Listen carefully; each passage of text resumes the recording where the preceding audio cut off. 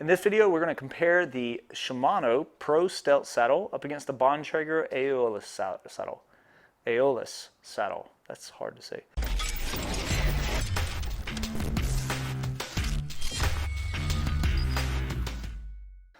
Okay, so both saddles really ride amazing. I've actually used both of them for a good period of time. They both stem from the stubby nose saddle that started with the Specialized Power. I've run the Pro Stealth saddle for about a little over a year now, actually. It's probably been about 14 months. The Bontrager Aeolus saddle I've been running for the past about 3 months now. So let's get into the details of them, also look at the differences, and then I'll give you my opinion on which one's better. Okay, so both saddles come in two different size widths. The Pro Stealth saddle actually comes in a 142 millimeter or a 152 millimeter width, while the Aeolus will come in a 145 millimeter up to a 155 millimeter. And the measurement they are measuring with this is actually the wide section here in the back of the saddle, right here. Now, the Bontrager Aeolus has 3 models. The Pro Stealth saddle has 3 models as well. So the Aeolus will have the comp, which is the lowest end model, retails for $89.99, and it weighs about 290 grams. So it is the heaviest saddle out of all 6 saddles that we're talking about. The mid-level for the Bontrager is the Elite, which is actually like a titanium rail saddle. They actually use a different metal, but it's very similar to titanium. And it retails for about $149, and it's about 225 grams in weight. Now, the highest end Bontrager saddle is called the Pro, and it comes in at about 172 grams, and it comes in at $229.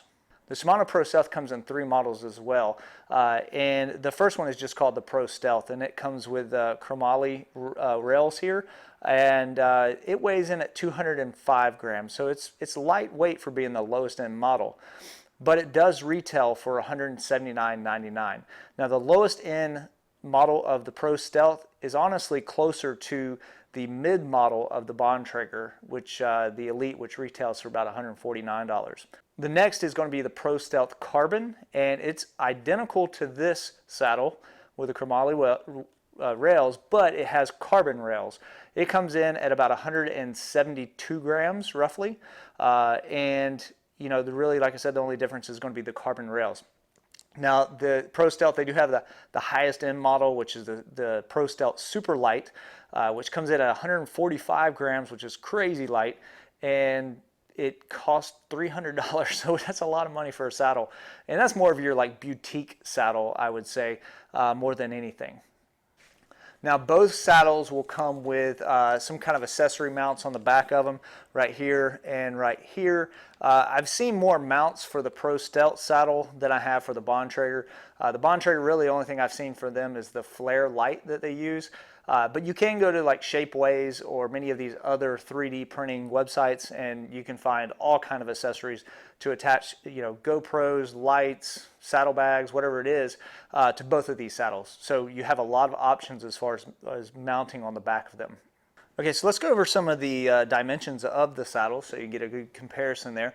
So as far as the cutout and the width of the cutout, now the Bontrager obviously has the full length of the saddle is basically the cutout, and the width of this cutout is actually 22 millimeters. All right, so it's 22 millimeter, and it's the full length of it. Where the Pro Stealth saddle, it's a little wider. It comes in at 24 millimeter, and the length of it is actually 128 millimeter in length.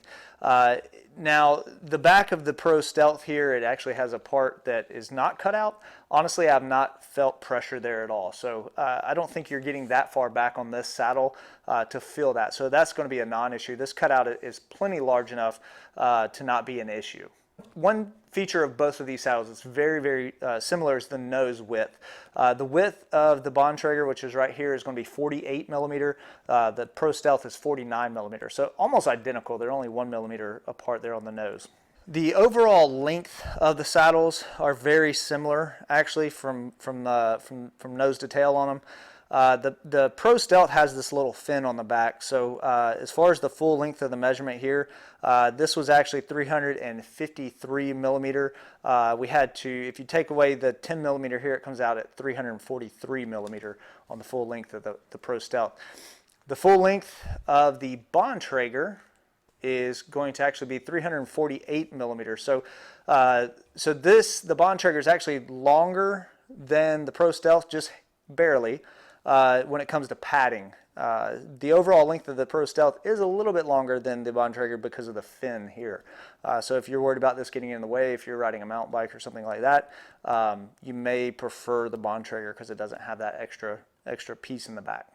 All right, so both saddles have your recommended rail length, which is where they recommend you to clamp your saddle. And the Bontrager Aeolus has a rail length of 53 millimeter, while the Pro Stealth is 49 millimeter. And that's not a whole lot of adjustment on either saddle, honestly. Now, I've gone past both of these limits with no issues whatsoever. You know, it may be different for some other people, but if you measure from curve to curve on the rail, with the Bontrager, it's going to be 88 millimeter in length, and on the Pro Stealth, it's going to be 78 millimeter in length. I wouldn't push that limit with the carbon rails, but with the metal rails, I would comfortably go past some of the limits there. Okay, so let's go over some of the differences between the saddles.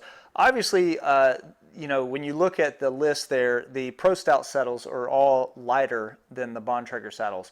But once again, the comp model of the Bontrager is the lowest. Like I said before, you probably put the comp at the very low. Then you put the Bontrager Elite with the regular Pro Stealth, and then both the carbon models here, and then obviously the Pro Stealth has that boutique $300 saddle, which would be, you know, the highest tier. So, you know, as far as the weights go, they're comparable if you compare them like apples to apples, so to speak. Now, the Bontrager, what I really liked about the Bontrager was the curvature of the saddle here. It has a little bit more of a curve to it, so it actually kind of cradles your pelvis a little more. And it gives you a little bit more of a platform whenever you're climbing, because this will actually kind of ramp up a little bit here. Whereas the Stealth saddle, when you go up, obviously it's more of just falling back. Now with the Stealth saddle, you feel like you're sitting more on top of the saddle. And with the Bontrager, you feel like you're sitting more inside the saddle. And I would say too, with the Bontrager, you have a little bit more flex here, so it kind of cradles you a little more. Now, when I would run the Pro Stealth saddle, to be able to get the feeling of the Bontrager, I'd actually have to run my nose a little bit further down to get a little bit more of that support here on the hips, especially when you start climbing. Now, if you have tried the Pro Stealth saddle before, but you didn't like it because it was too flat, you will love the Bontrager. Now, in the past, I did test the Shimano Pro Stealth off-road saddle.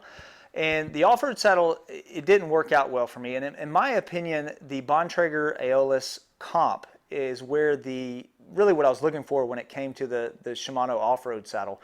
The Shimano off-road saddle, to me, it just didn't have a big enough cutout. It also had too grippy of nature on it. It just caused hot spots for me when I was riding.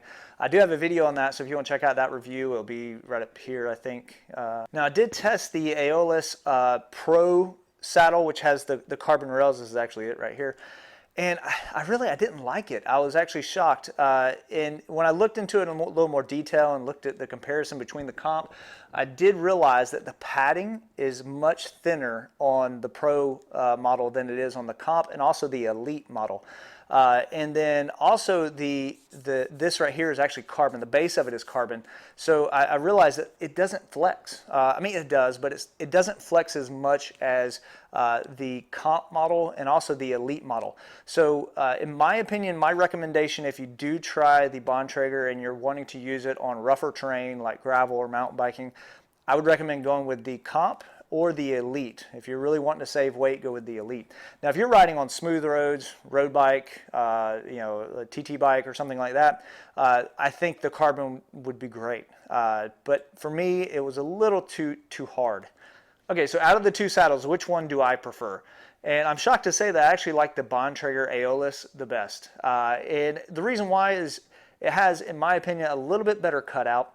And the big reason is the curvature. Okay, I like the curvature. I like that support, especially when climbing and staying seated in the saddle. It gives me something to push against when I'm really pushing on those pedals. I also like the padding on it. It has thicker padding than the Stealth model, and it also has more flex to it as well than the Stealth model. But once again, with the Aeolus Pro Carbon, I would not go with that one. I would go with either the Comp or the Elite. So as far as that, I save a little bit of money, I get more comfort, and that is why, once again, I would choose the Aeolus over the Stealth Pro Saddle. All right, guys, thank you so much for watching. If you've enjoyed this video, be sure to like it, share it with any of your friends who are debating on which saddle to go with. Be sure to subscribe to the channel. That helps the channel out tremendously, and we'll see you in the next video.